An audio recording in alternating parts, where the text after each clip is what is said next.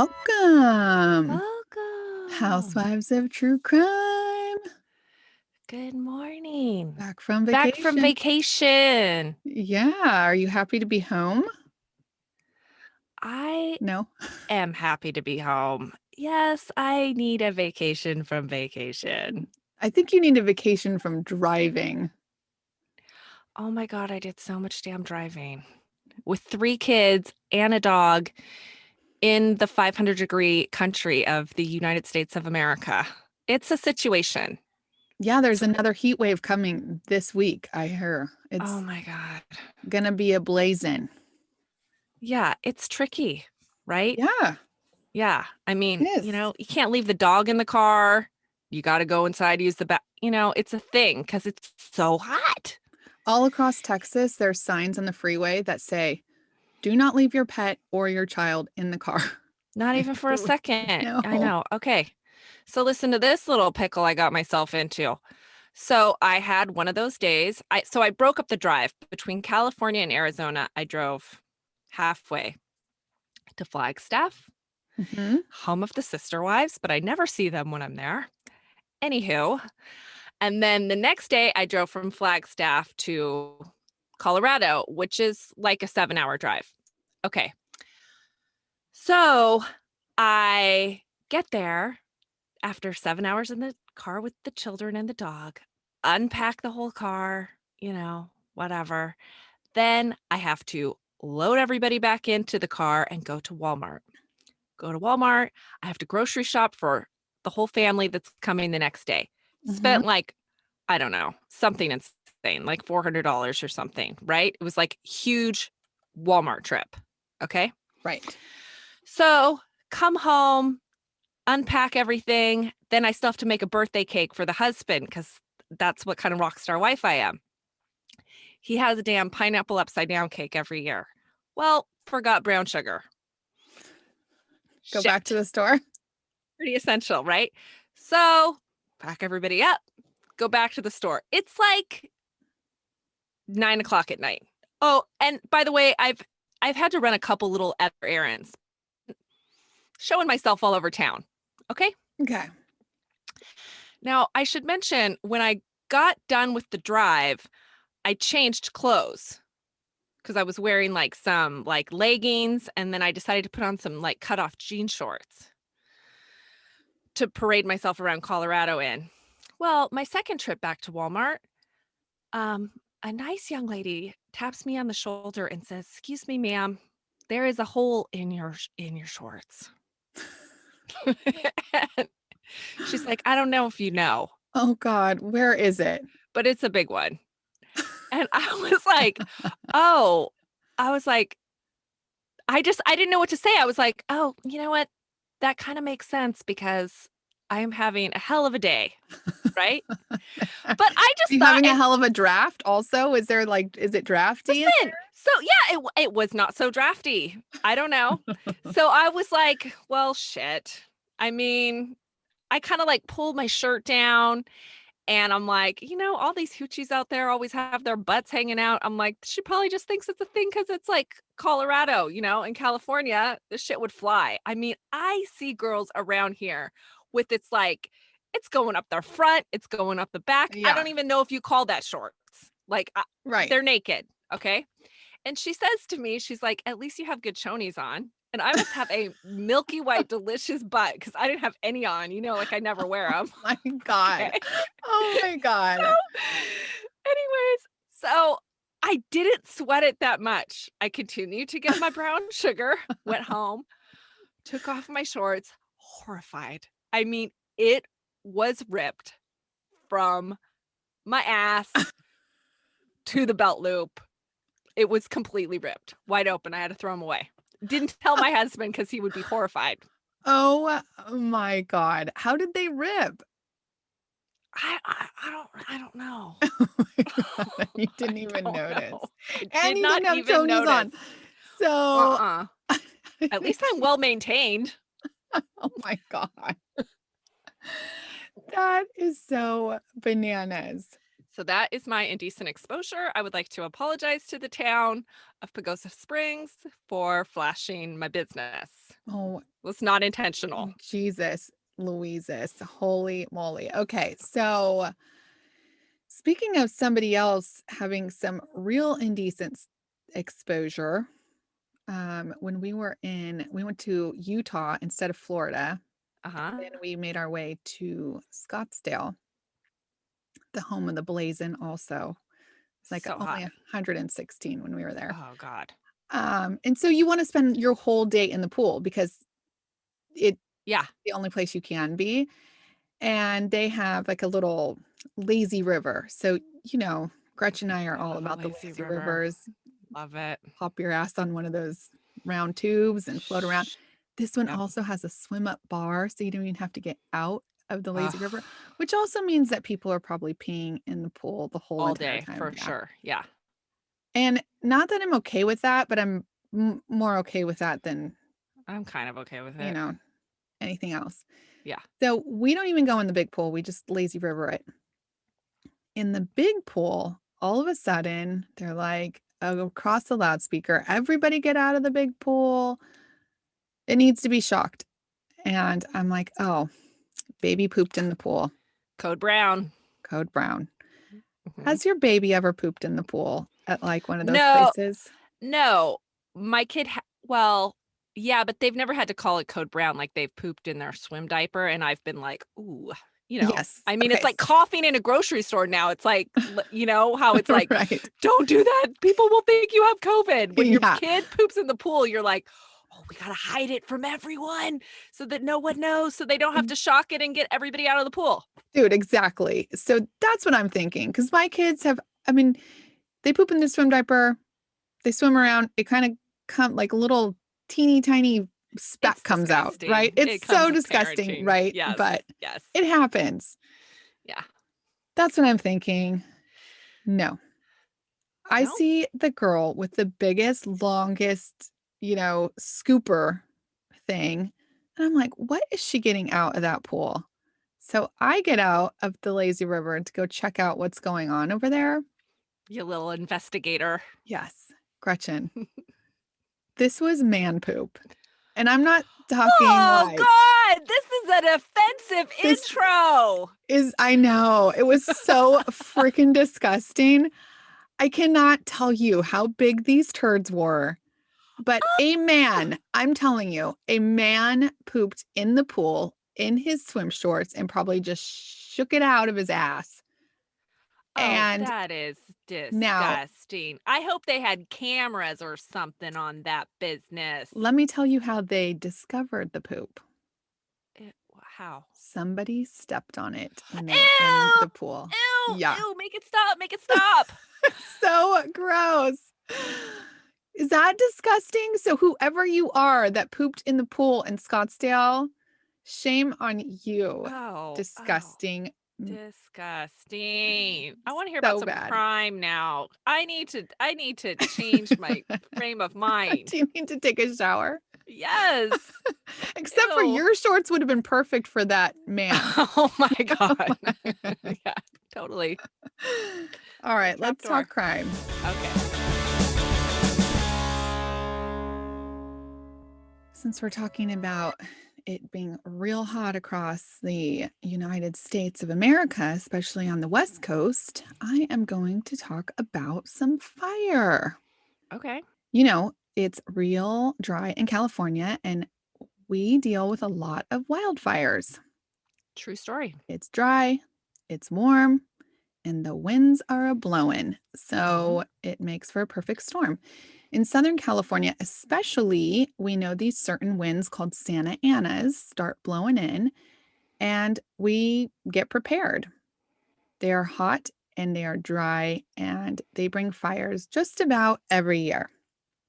The last True. major fires in California were due to the Santa Anas. They blew over like utility company lines, and Southern California Edison was to blame, right? Am I I don't correct on know. that? Allegedly. Allegedly. I know. Yeah, I don't know. I know it was a utility company, and they always try to find a cause of the fire. So sometimes it's like people throwing out their cigarette butts on the side of the road outside their car. It's also started by fireworks and even baby announcements. Remember last year when these people like Oh, had the big yeah, pink cannon? the gender reveal. I think Yes. that was kind of a good I mean, that was a horrible thing, but the good thing that came out of that was that it's like, "Hey, people, we need to scale back the obnoxious gender reveal thing. Okay, so Scale it back." I'm not going to name names here, but I do have a friend that is going to a gender reveal party, and the couple that's having the baby already knows the gender. So, That's not fair. well, I'm like, their family doesn't give a flying F what they're having. No. It's only for the mom and the dad. So if they already know, then you're just having a party. So let's just call it a party, not a Let's gender just call it a reveal. party. Yeah, and the fun, thing of a gender reveal party is to see the parents' reaction to learning what they have, I know. right? So I think it's stupid. Like, Yeah, I think it's stupid too. yeah. Yeah, Um, cheaters. so sorry that I think that, but I just do. But anyways, yeah, that gender reveal party, basically they had a cannon with pink flames coming out or something, and it set their whole entire neighborhood on fire. It was Mhm, bananas. mhm, So every year we expect a certain number of fires. However, in the mid 80s and very early 90s, Los Angeles was experiencing more than its usual share of fires. Brush fires, but also building fires were on the rise. One of the most devastating of these fires happened to be on October 10th, 1984. A massive fire broke out in a hardware store in Pasadena called Ole's Home Center. The store went up in a blaze quickly, and because it's a hardware store, you can only imagine the combustibles in the building. mhm. Four people were unable to find the exit to the building once the electrical and the lights went out and smoke had filled the building. These four people were two employees, Jimmy Satina, a 17-year-old high school baseball player, Carolyn Krause, a 26-year-old mother of two, a customer, Ada Deal 50, and her 2-year-old grandson, Matthew Troidel. Ada was actually there with her husband, who was in another aisle and was able to escape, but only after he searched for his wife and grandson. But in the end, he's like, it was, I couldn't even like see anything, you know? So he was just hoping that they were out waiting for him. This fire was really tragic, and very dangerous even for the firefighters. They battled it for hours, but by morning, the store had burned to the ground. Mm. When investigators looked into what could have started this blaze, it was deemed an electrical fire, but a Glendale fire investigator who was quite regarded as one of the best investigators, named John Orr, did not think that was the case. He actually insisted that it could have been arson. More and more flames were popping up all over LA area, some brush fires, but many were started in fabric and like drugstores. Hmm. For instance, one started at the House of Fabrics in an area near the styrofoam and draperies. So you can only imagine how fast that goes up in flames. Oh, yeah, gosh. The same day, not too far away at a thrifty drugstore, they had a fire that started in the sleeping bag section and another fabric store and a bunch of pillows. So fires were consistently being set in multiple locations, but thankfully, a lot of them were noticed quickly, like by a customer that's like walking by and sees smoke coming out of like a pillow, you know? Yeah. So some of them were just put out real quick by Do they like still even have employees. thrifty markets? Thrifty's over, right? It's I done. think that Thrifties is now Rite Aid because when I go to Rite Aid in California, they have the thrifty ice cream Yeah, that's place. what I was thinking. Yeah. Yeah. But in the 80s and 90s, you would go to Thrifties for ice cream cones that were 25 cents. Remember? Yeah, I I do think, remember with the, like, crazy scoopers, but, yeah. And they scoop them so awesome. I see the thrifty ice cream counter, but I just know that it's gonna take an employee, like, an hour to get over there. I know. You're so right. So I'm like, "Let's just go to Baskin Robbins, y'all." And usually Baskin Robbins is, like, right next door. Yeah, I mean, I would love some chocolate malted crunch, though. It's the Is that best what you got at flavor. Thrifty's? Yeah, it's the best flavor. I always got the mint chip because the chips were, like, shaved in there, and Yeah, big chip that's the best. is Yeah, so good. agreed.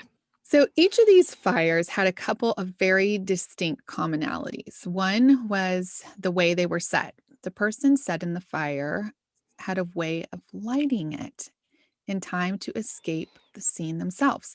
They were started with a lit cigarette that was ignited first, then 3 matches below the cigarette, wrapped in a piece of paper, and then held together with a rubber band. So Mhm. basically, the guy would start light the cigarette, put It would the burn down. burn down, catch the matches on flame, catch the paper on flame, then boom, you're in a sleeping bag or a styrofoam bin or something, and it wreaks havoc. Okay. The other commonality was that these fires were being set in the linen sections of the stores near draperies, pillows, anything that would flame up fast, and in the middle of the day. And most of these stores are frequented by women, and a lot of times women with their children. Number 3, multiple fires were set on the same day, not far from each other, but far enough, you know? Some were even set in fields not far from the structures. So firefighters were, called to a field and then a structure fire would happen. So takes longer to get another fire crew to the structure fire. Dude. Okay. Um, Crazy pyro. Crazy pyro. The fire investigator, John Orr, was really good about finding the origin of these fires. He had been to so many lately and really had a knack of figuring it out. John would talk to the local news reporters, write articles in magazines and fire journals, and he had just a lot of knowledge. He also had his own seminars in the fire world. In 1987, these same types of fires started happening in the Central Coast. There were multiple fires set in fabric and drugstores in Fresno, California. Didn't we just talk about Fresno recently? Yeah, that prison guard that cut the hole in her pants Oh, so yes. she could get it on with the She was likes of a prisoner while 11 prisoners watched watched. in Fresno, huh? I have since learned that is kind of a common thread, this hole in the crotch thing. I think maybe they need to check that every day, like when Maybe you check in. maybe that was what your shorts were for. Backdoor entrance No prison visits for me. at No, the thank you. Walmart. No, thank you. Also, Fresno is where, what's her face? Scott Peterson's girlfriend lived, Oh, mhm, right? mhm. So in Fresno, on that same day that these fires were started, there was actually a conference for an arson investigator. So all these arson investigators and fire personnel from all over attended this conference. The very next day, in a neighboring town of Tulare, another drugstore and fabric shop was set ablaze. And then, not, an hour or two later, down in Bakersfield, another fire was set. Bakersfield's Shoot. like what, an hour and a half probably from Fresno? Yeah, yeah, they're close. So, that's so crazy, though. So, there's this big conference going on, and this person is like, "I'll show you, arson investigators. Catch me if you can." Yeah, right. Yeah. So the fire investigator from Bakersfield, his name was Captain Marvin G. Casey, actually recovered a part of the device that was started in the Bakersfield fire. And it was like a yellow piece of paper wrapped around a cigarette and matches. And on this particular piece of paper was a fingerprint, Mhm. which is a huge clue to who could have started these fires. Hello. So, when Captain Casey also found out that the other fires were set in Fresno and Tulare, and that the device was similar, he had an inclination that maybe it had something to do with the fire conference, like you said, Gretchen. Mm-hmm. When he brought this up to the chief, because he kind of actually thought it was somebody in the conference, Mm-hmm. somebody that was a firefighter. Yeah, So, because that happens. Firefighters love to start fires. oh, that's what he's thinking. And his chief was like, "You crazy." Mm-mm. So they ran the fingerprint through the criminal database in California to see if they could get a match, but nothing came up. So Casey then requested a list of all attendees from the convention and wanted to see who lived on the route from, Fresno to Bakersfield. And he got a list Good. of 55 total suspects. So he brought that back to the chief and they thought he was bananas. I like it. You I like mean, what? I like the thinking. I like yeah, it is somebody that lives I in know that he's area. smart. Yeah, no, I this will is good. I will tell Good, you. good, good, good, good. But Okay. they were like, "How can you even think it's one of our own? You're like," and now we have to like go after 55 people and some of these people are like very highly regarded. I don't think so. Well, then they won't mind. Right, but they were like, "No way." So Yeah. they dropped it. Back in Oh, damn. I know. Back in Los Angeles, fires were still being set by that same pyromaniac, but Mm-hmm. because all these fires were in different jurisdictions, they were not really being connected. And think about it, like a small fire at a thrifty drugstore on aisle 10 and then 19 miles down the road at Joann's fabric pillow section caught on fire. Like it's not exactly being talked about regularly. Okay. However, in 1989, another arson convention was held in Pacific Grove, California. And wouldn't you know, the fire started breaking out again around this convention. Oh, damn. And that is far up, by, I think, like Monterey. It's right next to Monterey. I love Pacific Yes. Grove. Oh, you Yeah, it's like the do. poor man's Monterey. Like when I'm visiting Monterey, that's where we stay because it's cheaper than staying in Monterey. Yeah, Monterey is expensive. Mhm.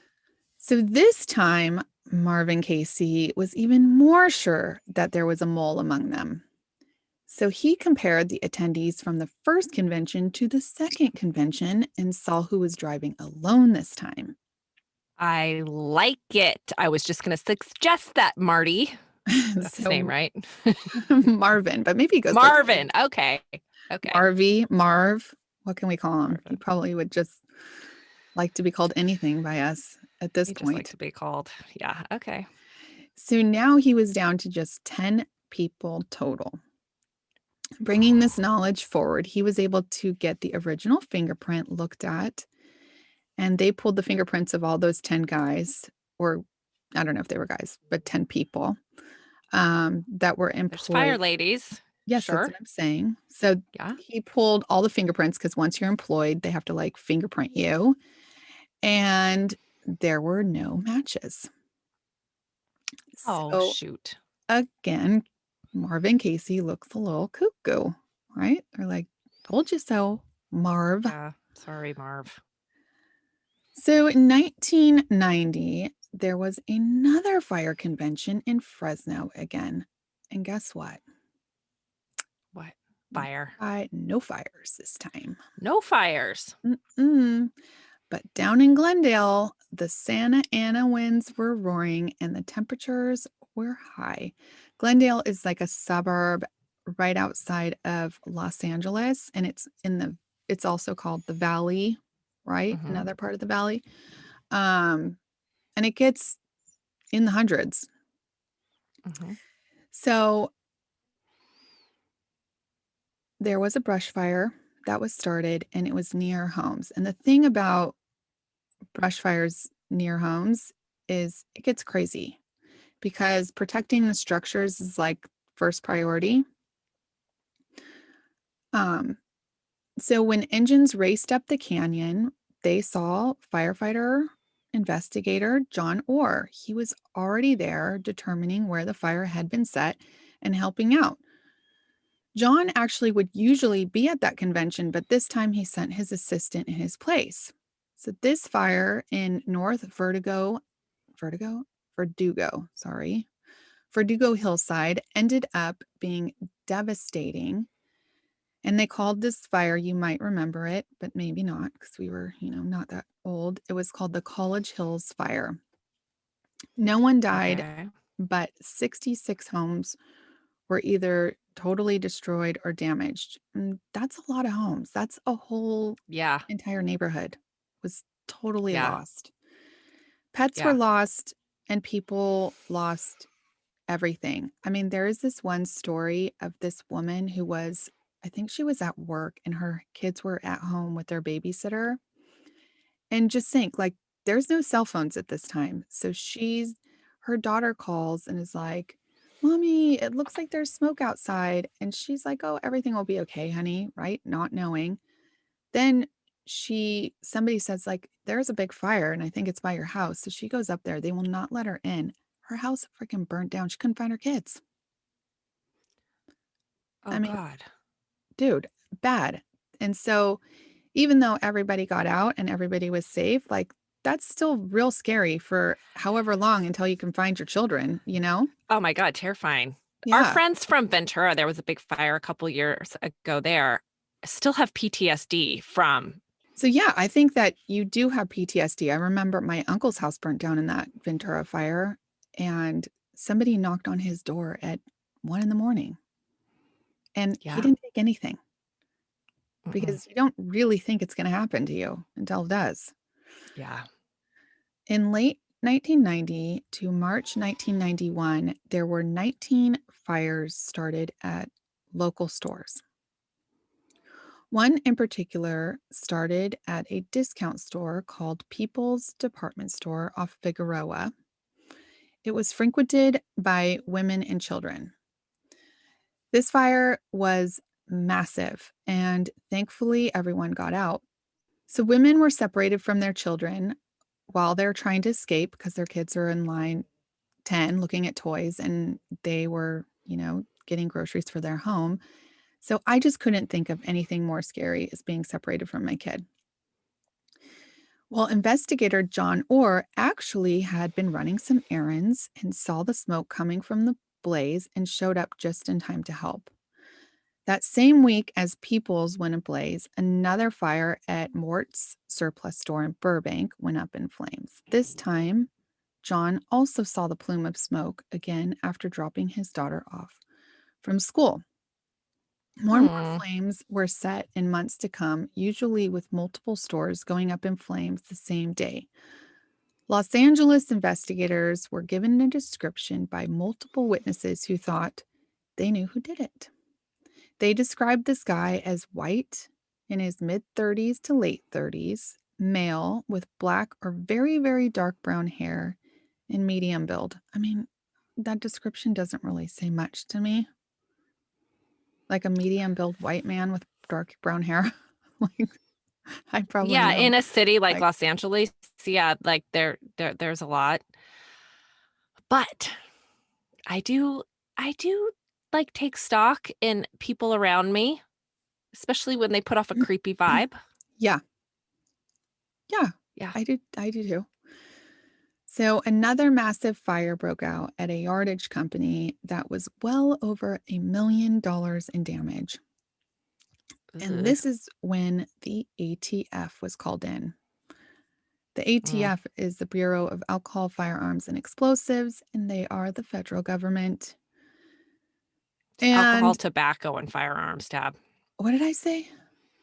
and explosives. Oh, yes, it is explosives though, too, at the end. I'm sure it is.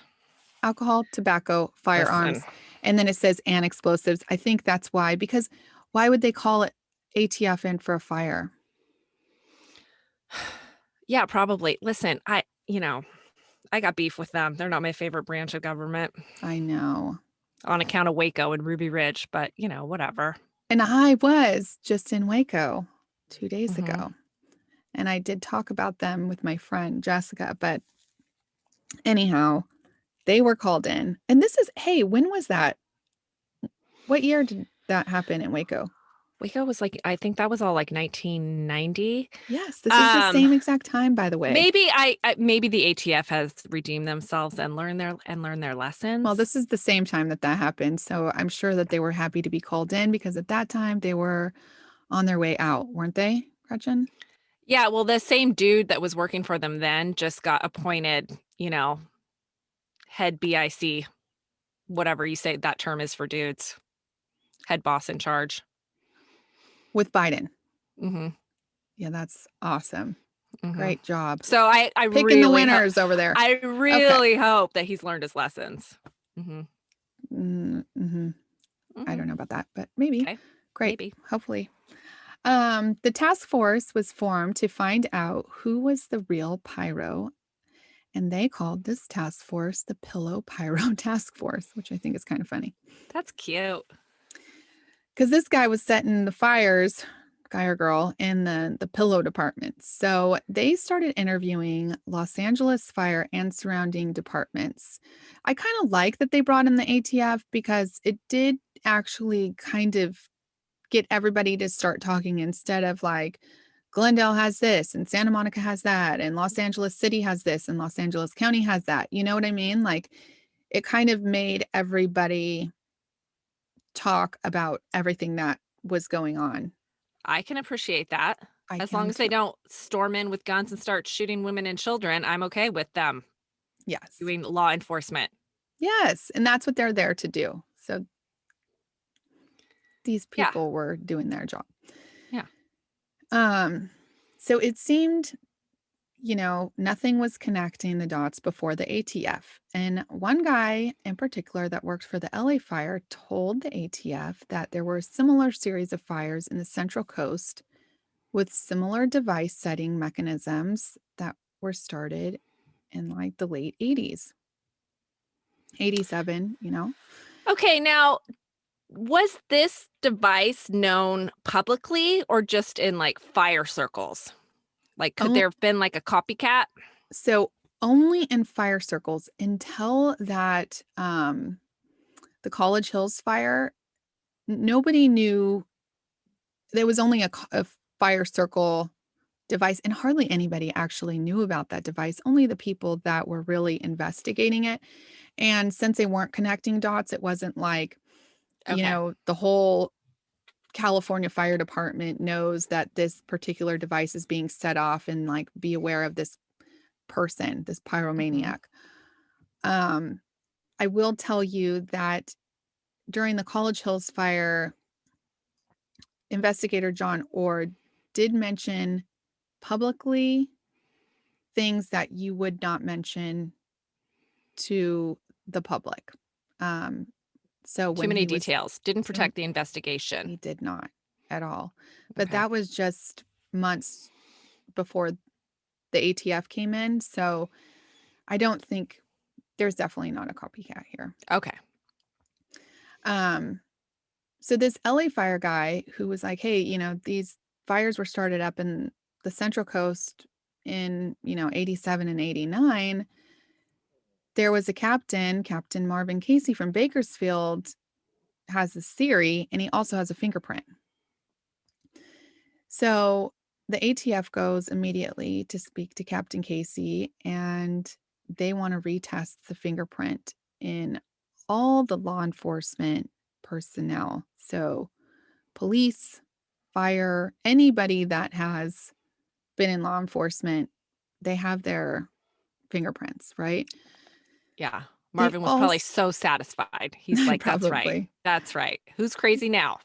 they also, um, since it's been a few years, the technology and advancements of fingerprint analysis has come up. So a couple days later, they got a call, and the person that was running the fingerprint was like, "Hey, you have a really careless investigator. They should be more careful when carrying evidence around because your fingerprint is none other than the most regarded investigator around, John Leonard Orr." Mhm. And when Captain Mhm. Casey found out, he was like, boom, John was one of those guys on the 10 list Mm-hmm. from 1989. Mm-hmm. And he was also one of the 55 from 87. And he was also sure that John never touched that piece of paper or even saw the device from the Bakersfield investigation. Boom. But the department was not so sure. John was so highly regarded and thought of the best around, and he also taught most of the men what they know. So they were like, no, maybe John left that paper behind when he stopped in Bakersfield on his lunch at Burger King. I mean, they were like coming up with some like crazy things of how John could have had his fingerprint. Maybe he actually stopped at the investigation and nobody knew that he was there. No, he's the Dexter of the fire starters. He Yes, understands it. he Yeah. does. Yeah, So because he knows that it takes one to know one. that's true. So the Mm-hmm. feds interview the battalion chief, who was John's direct superior, and he had nothing to note on John. He liked him, but he did say, he writes all these fire journals, but he also writes for pleasure. And he once gave me a couple chapters of his book that he was writing, and it was filth, but I think I should bring it up. So no one Filth, would, like naked ladies dancing in fire. What is it? well, this guy was like a devout Christian. And the book that John had written was about a firefighter who got sexual pleasure from starting fires. Oh, Mhm. I just got skeeved out. Okay. So, no one would have thought that John's fictional writings could have anything to do with these crimes, but after having another writer, firefighter, request a copy of John's book, 'cause he really wanted to get it published, that was like his thing. And this Yeah. guy had already had a book published, so he was like, "Oh, yeah, I'll send you it." Yeah. And like I said, it was about a firefighter that got sexual pleasure from starting fires in department stores with devices made out of matches, cigarettes, and paper wrapped in a rubber band. Did you know? Oh, shoot. There also was a hardware store that killed 4 people, including a 2-year-old Matthew and his grandmother. In the book, John Orr was a fraud, and his book was called Point of Origin, but that book was not enough evidence to convict him. So the feds started tracking John, and John's a pretty smart guy. So he actually found the tracking device like right away on his car. And after he found that tracking device, the fires stopped. And that Okay. is until 1991. In 1991, at Warner Brothers Studio, there was a fire on the set of The Waltons. What no one actually knew at the time He was didn't John's. lose his job or like anything. No, they were trying to like catch him in the act so that it was like done. Yeah. And so the ATF followed him for like a long time. They had that tracking device on, then they tried this other tracking device. They were following him. They were doing everything they could, but like he stopped. He knew they were tracking him. And his wife actually worked at Warner Brothers, so he had access to Warner Brothers Studio, which no one actually knew. Well, the ATF knew about it, but like when this fire started on the set, John was actually called to help with the fire because still no one knew that he was getting tracked for these fires. And so Yeah. the fire guy was like, "Hey, yeah, come here." Well, he's like, "I'll meet you here to show you where the fire's at." And John never showed up. The fire captain goes over there and John's already at the fire. And he's like, "Wait, how did you know? How'd you know?" That Mm-hmm. the fire was here. And, John just has this sixth sense of always knowing where the fire started. So actually, the next day, right after that fire at Warner Brothers that destroyed the set of the Waltons, there were many brush fires set in Glendale. And at this point, the task force knew that they couldn't wait any longer to catch John in the act. And so they arrested John Orr, and when they arrested him in his briefcase, they found cigarettes, brown paper bags, matches, rubber bands, binoculars, and tape recorder. A tape recorder? Yeah, I don't know what the tape recorder was for, but binoculars, I'm sure he set these fires, went somewhere where he could watch it. Yeah. So John was insistent that he was innocent and the writings were completely fiction. And it was just coincidental that these things happened, but it was not about him. John ended up, though, pleading guilty, however, has consistently claimed he is innocent, and that the pleas were just to get out of the death penalty. However, after John's arrest, the fire stopped, and the store fires and brush fires have decreased like 90%. Yeah. John's daughter in her early 20s actually testified for her father's defense, but has now turned against him. John is in prison for life without any possibility of parole. And although he wasn't charged for all the fires that he had set, he was charged for the murder of the four at the Olays, and they've finally deemed it arson, like he said in the beginning. You know, he didn't like that they didn't give him credit. You know what I'm saying? Like, Oh, what a in sick fuck. yeah, he's sick. And he's up on that hill watching these fires I start know. with his binoculars, Yes, and I think helping it, himself out. yes, that's what he was doing, by the way. So gross. And his wife, what does she think? Is she with them? Well, no, so I'll get to that in a second. John actually had 4 wives in this time. Oh, yeah. So it is thought that John actually set more than 2,000 fires and caused more than hundreds of millions of dollars. So now let me tell you a little bit about John, since you just asked me about that. So John actually always wanted.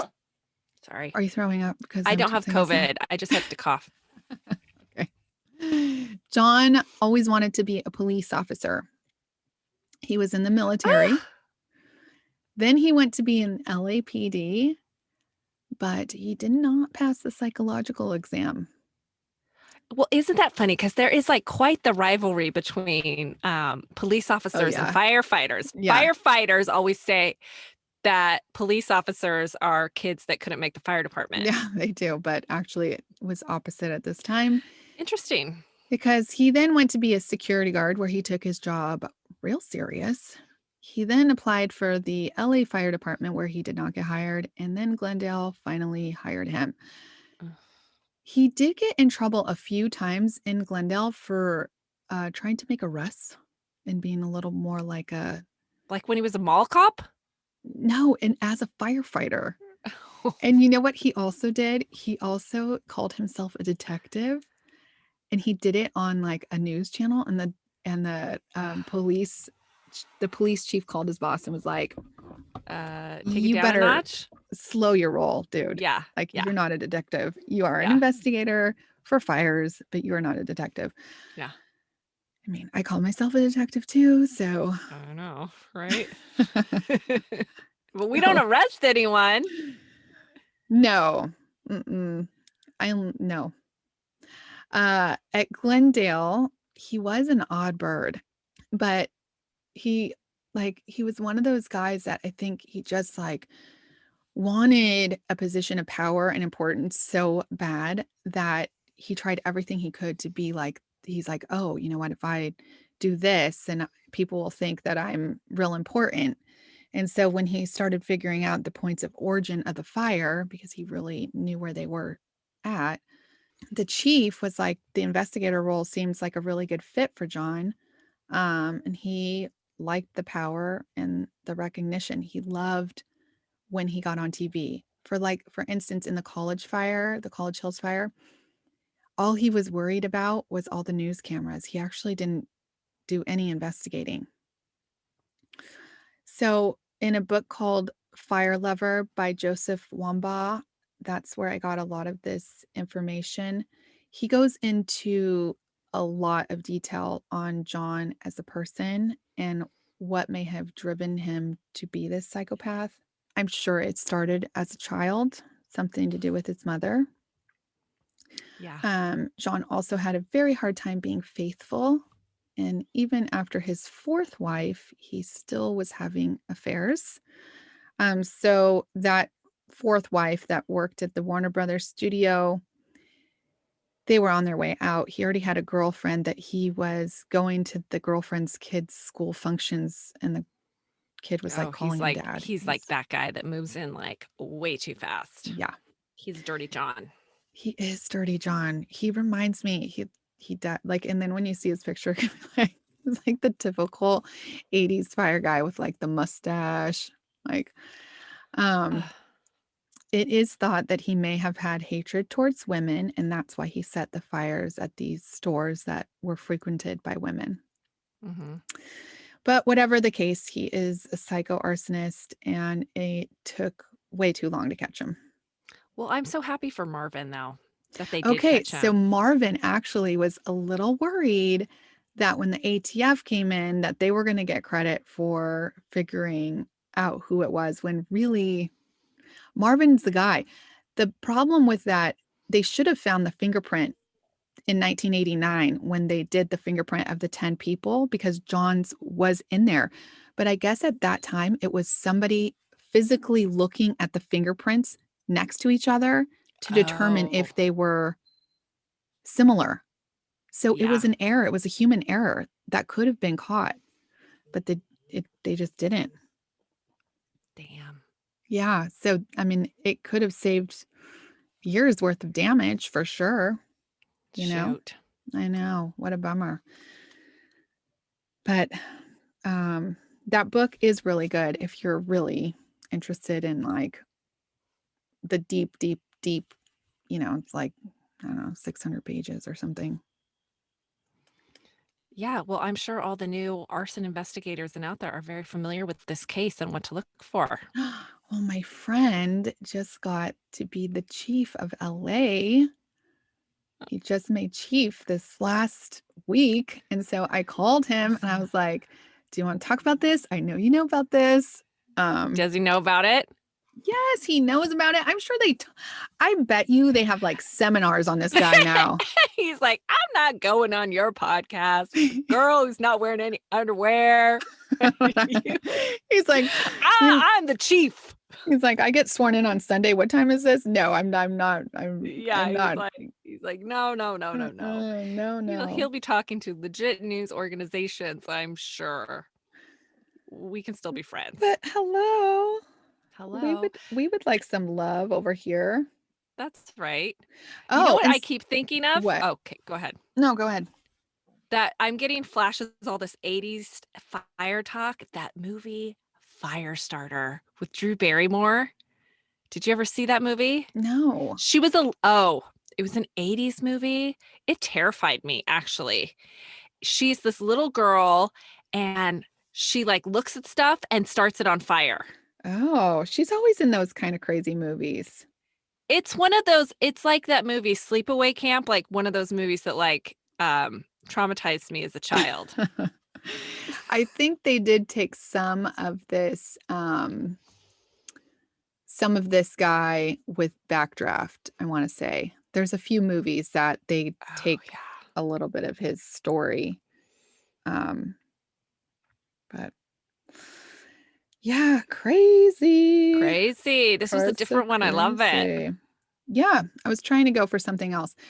So, guys, we really need your help in growing our podcast. So, we would love it if right now you text one of your friends and say, hey, I think you would really like our podcast. Think about one person that you think would like us and text them and tell them about us. We would seriously appreciate it if you do that. That will help us grow. And if you want to text 5 friends, that'd be also awesome. Also, I have some shout outs. Oh, thank you for all your suggestions, you guys, too. We still are taking some, so thank you. We got a lot this week, Crutchy. Are you looking into any? Good. I'm still deep in my cult for Patreon. Next bonus crime Oh, speaking of Patreon is really gonna be the quickly, Bhagwan. Mhm. we were talking about Otter Pops on Patreon. Do you Mhm. remember? Otter Pops are Yes, I do. these frozen popsicles that you push up a long plastic sleeve. And it seems like in California, we call them Otter Pops, but in different parts of the country, our Patreon followers told us they're not always called Otter Pops. Although somebody in Well, Texas we call them said it. Otter Pops. It says freaking Otter Pops on the No. on Some the people call box. them freeze pops. Some people call them ice pops. Some people call them wait, hold on. I was like, I everybody told us what they called them. So freezies. In Canada, they call them freezies. See, it's not just an otter pop. They call them all different things. So thank you for that. Well, I bet their flavors are not as good as the West Coast, Best Coast. Louis Blue, strawberry No, shortcake. they're probably the same thing. They just, you Call them know, some no, no, no. it's like Band-Aid. Like Band-Aids are not Band-Aids. They're Something else. something else. Okay. Learn Kleenex, something hard new. tissues. It's not Apparently part Kleenex. of the country calls soda pop. Yes, up north.